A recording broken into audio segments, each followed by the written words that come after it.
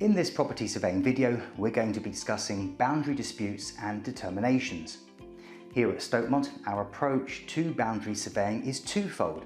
First, we will start with a boundary surveyor's inspection on site. During this inspection, various different points will be inspected, measured, and in many cases set out by laser. The boundary surveyor's role and aim are going to be to locate any historic boundary markers and then take those into account in determining and resolving the boundary dispute at hand. Over the years, we have seen all different types of boundary markers, both the modern type and the historic. In our experience, boundary markers can be installations such as historic fence posts, foundations of previous structures themselves, trees with boundary markers set within them, historic fence post foundations, historic markings. Locating all of these types of points or markers will go a significant way to aid and assist the boundary surveyor in ultimately finding the key boundary characteristics. The next step in the boundary surveyor's assessment will be to undertake a comprehensive desktop review of the subject property, site and neighbouring property. Each and every boundary dispute is different. However, commonly the boundary surveyor's approach and review will include the following. Historic maps. Historic maps can prove to be an all-important resource in determining the boundary line. While boundary lines can change over the property's lifetime as different owners purchase and sell the property, the intended boundary line really does. These maps can act as an excellent indicator to any change. In particular, we will be discussing the scenario that comes into play when the person whom has caused the trespass onto a neighbouring owner's land attempts to gain ownership and legal standing upon that land via adverse possession. Ordnance Survey, OS Maps. Ordnance Survey is the leading mapping service provider in Great Britain. Ordnance Survey is the government department responsible for the official definitive surveying and topographic mapping. These maps can act as an excellent indicator to the mapped property, the location, plane and direction of the boundary. Aerial photographs. Much like historic maps, aerial photographs can prove to be an all-important resource in determining the boundary line. Photographs can offer great insight into the location, plane and direction of the boundary line. The vantage point they provide is also second to none in terms of information.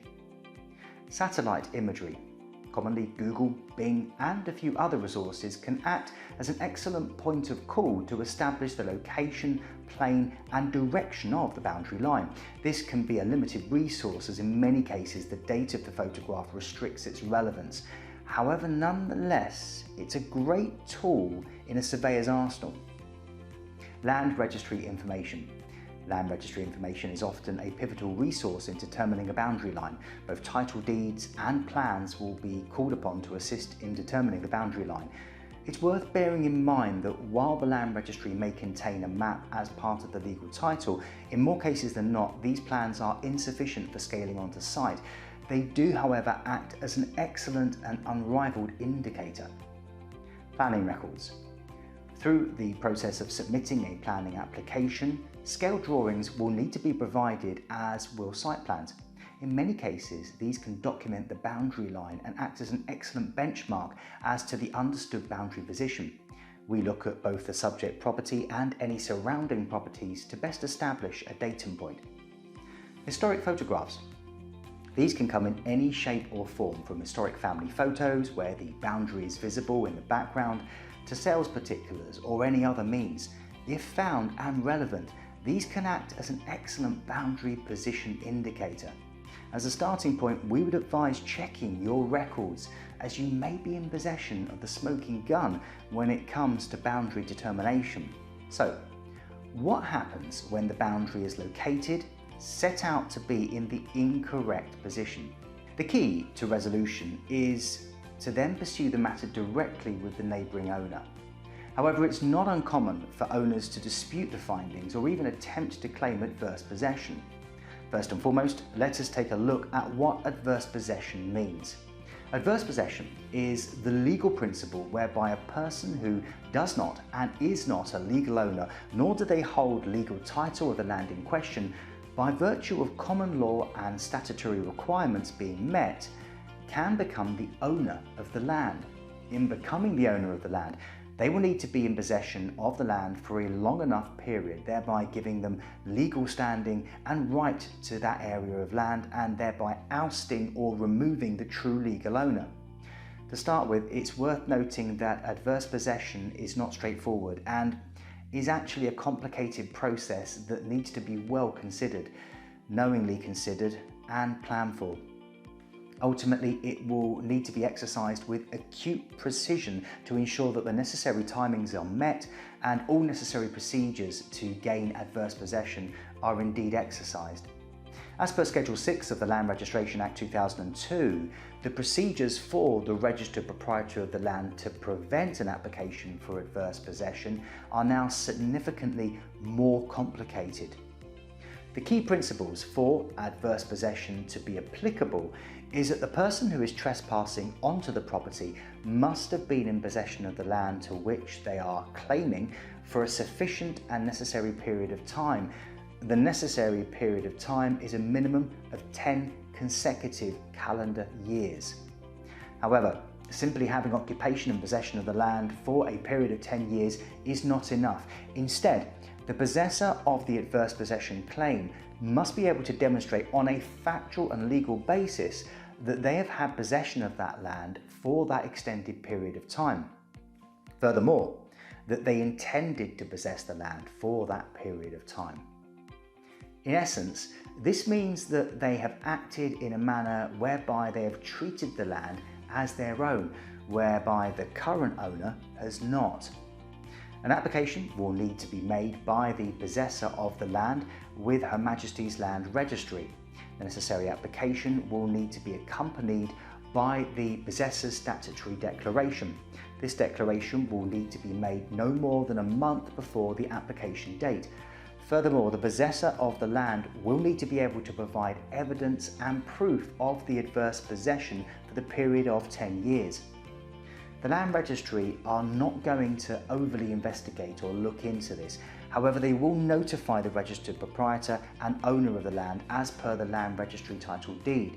They will do this by serving a notice upon that owner, giving the owner the opportunity to object to the possessor's application, or alternatively serve their own counter notice. It's important to note that this video deals with registered land, and there is a completely different procedure in place for unregistered land. Bearing in mind that we are looking at this through the eyes of boundary surveying, the registered land procedure is the one we're going to be focusing on in this video. The procedures in which a possessor can gain adverse possession over an owner's land are set out by the Land Registry Act 2002. Commonly, this is referred to as the LRA within legal and professional circles. The LRA and changes to adverse possession have been done so with the aim of ensuring that all land is registered by 2030. The notion being, therefore, that land that is currently not being maintained, overlooked or simply ignored can indeed be used again for a better purpose.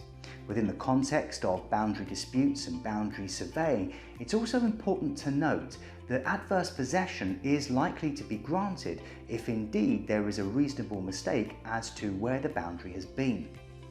However, this is not straightforward, and the following conditions will need to be met for it to apply.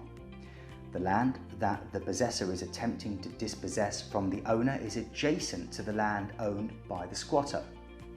The exact line of the boundary had not already been determined. Dispossessor reasonably believed that the land was indeed within their ownership. The land in question had been registered by the legal owner for more than 1 year prior to the date of the application.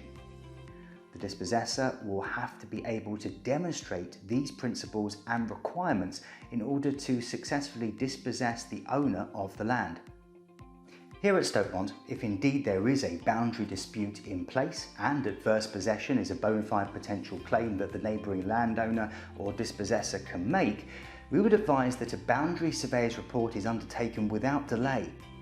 Assuming it is indeed agreed that there is a trespass and attempted adverse possession taking place, we would advise that the dispute is registered directly to the neighbouring owner thereby quashing and stopping the attempt to gain adverse possession of the area of land in question.